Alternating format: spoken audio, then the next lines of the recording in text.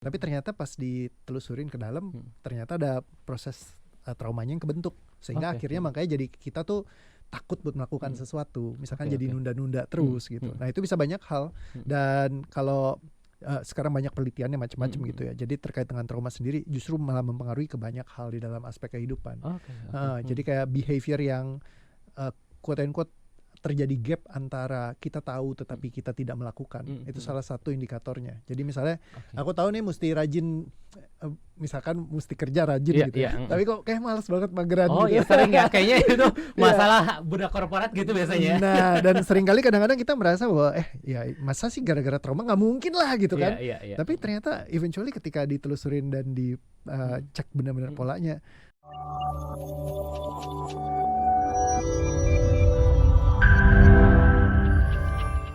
Mungkin kita mau kenalan dulu. Banyak orang yang sering kali dikit-dikit ngomongnya, enggak aku trauma gitu ya.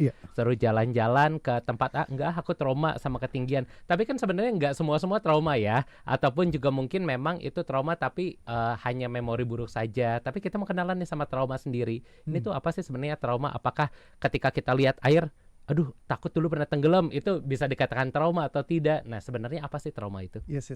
Sebenarnya trauma itu lebih kayak reaksi yang muncul. Jadi reaksi emosinya kita kalau kita mengingat sebuah keadaan tertentu. Ya jadi kayak misalnya ke trigger atau semacamnya kan, memori kita kayak bisa ke flashback lagi ke pengalaman kita di masa lalu. Nah kadang-kadang mungkin dia nggak ke flashback tapi tubuh kita yang bereaksi sendiri. Jadi dia lebih karena reaksi fisik sih. Jadi reaksi fisik yang biasanya terbentuk dari sebuah pengalaman di masa lalu yang mungkin tidak menyenangkan atau semacamnya. Dia kekunci dalam tubuh sehingga dia bergerak sendiri secara otonom. Jadi kita sulit sekali untuk mengendalikan. Jadi bukan yang nggak bisa ya, bisa. Tetapi akan butuh proses buat kita nge-retrain dulu. Jadi kayak sistemnya nervesnya kita untuk supaya bisa tetap merasa aman atau tetap merasa nyaman di tengah trauma-trauma tersebut. Nah dia bisa sampai efeknya kemana-mana. Misalkan contoh kayak saat kita mau berinteraksi, let's say ada yang dulu pernah waktu kecil misalnya dimarahin gitu, jadi takut salah.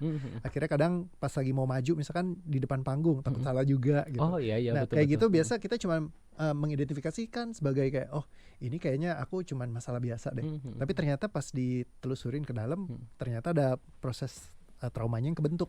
Sehingga akhirnya makanya jadi kita tuh takut buat melakukan sesuatu. Misalkan jadi nunda-nunda terus gitu. Nah itu bisa banyak hal.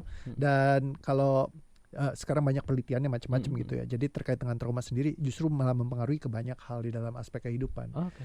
Jadi kayak behavior yang quote and quote terjadi gap antara kita tahu tetapi kita tidak melakukan. Itu salah satu indikatornya. Jadi misalnya aku tahu nih mesti rajin, misalkan mesti kerja rajin gitu ya. Tapi kok kayak malas banget mageran gitu. Iya sering ya, kayaknya itu masalah budak korporat gitu biasanya. Nah dan seringkali kadang-kadang kita merasa bahwa ya masa sih gara-gara trauma, nggak mungkin lah gitu kan. Tapi ternyata eventually ketika ditelusurin dan dicek benar-benar polanya, nggak tahu ya lucunya ya setiap session ketemu aja gitu. Ternyata gara-gara gini. Mungkin pernah dibentak gitu di kantornya kali ya. Bisa banyak macamnya memang. Jadi nggak selalu yang di sekarang sih. Kebanyakan tuh kalau behavior yang terjadi di masa sekarang itu ketika ditelusurin memang banyak terpengaruh dari masa lalunya.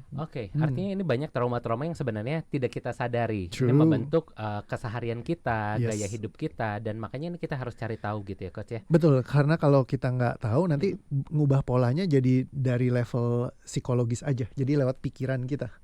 Nah sedangkan kalau trauma itu dia lebih ke arah di level fisiologisnya, jadi secara afektif dia mempengaruhi karena dia kan respons otonom. Nah kalau misalkan kita mau ngontrol sesuatu yang ibaratnya bergerak sendiri, itu jadi kayak sulit. Ibarat kalau kayak punya harimau di dalam tubuh terus kita harus ngendalin. Nah betul. Lebih baik dibuang aja nih. Kayak kalau ibarat trauma tuh ilustrasinya kayak film Venom lah, itu sangat menggambarkan. Jadi tiba-tiba kayak ada keluar ada di belakang gitu ya. Gitu. Nah padahal dulunya kan tubuhnya nggak kenapa-napa. Jadi setiap kita tuh lahir, majority manusia itu nggak bawa trauma, kecuali orang tuanya itu waktu pas lagi hamil ngalamin kejadian yang memang parah misalkan. Tapi kan rata-rata orang-orang tuh kalau lahir terutama di zaman sekarang gitu, mereka udah banyak banget literasi dan edukasi yang menjaga banget ketika lagi proses kehamilan untuk mereka nggak ngalamin yang negatif gitu atau semacamnya. Jadi banyak sekali yang memang lahir sebenarnya dalam keadaan yang baik-baik saja gitu. Cuman traumanya itu masuk di along the way gitu. Tadi ngomong soal trauma, ini sudah 2 kali disebutkan bahwa sebenarnya trauma adalah sebuah reaksi tubuh, bukan hanya psikologis saja, tapi juga di fisiologisnya. Ini ada sebuah respon. Banyak orang yang mengasumsikan ini kalau trauma ini karena kita rasa takut, tapi ternyata ada reaksi tubuh. Ini reaksi tubuh seperti apa sih yang sebenarnya bisa dikategorikan bahwa ini adalah sebuah trauma?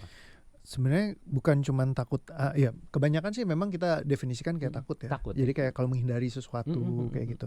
Nah, pola traumatik ternyata bisa terjadi juga kalau kita sangat menyukai sesuatu. Iya. Bisa contoh kecanduan gitu ya. Addicted ya. Ketika kita adiksi terhadap sesuatu, itu juga ada pattern traumatiknya di dalam sistem. Misalnya kita pernah ngalamin sesuatu yang menyenangkan, terus kayak itu terakumulasi karena pengalaman yang berikutnya juga mirip. Jadi nggak selalu yang negatif aja, yang positif pun bisa begitu. Misalnya kita kenapa sering doom scrolling gitu ya? Kayak seneng banget gitu berjam-jam gitu ya, nggak berhenti-berhenti gitu. Ya. Karena kan dopaminnya, misalnya kita nemuin konten yang benar-benar bagus. Ketika nemuin yang bagus kan kita seneng banget kan. Iya, betul. Jadi kayak pas kita happy itu ke-retrain tuh. Jadi kayak rasa bahagianya tuh senengnya gitu, muncul terus, makin lama kita jadi nyariin terus. Jadi kayak sebenarnya kayak keterlibat judi online kan mirip ya. Iya benar-benar ya.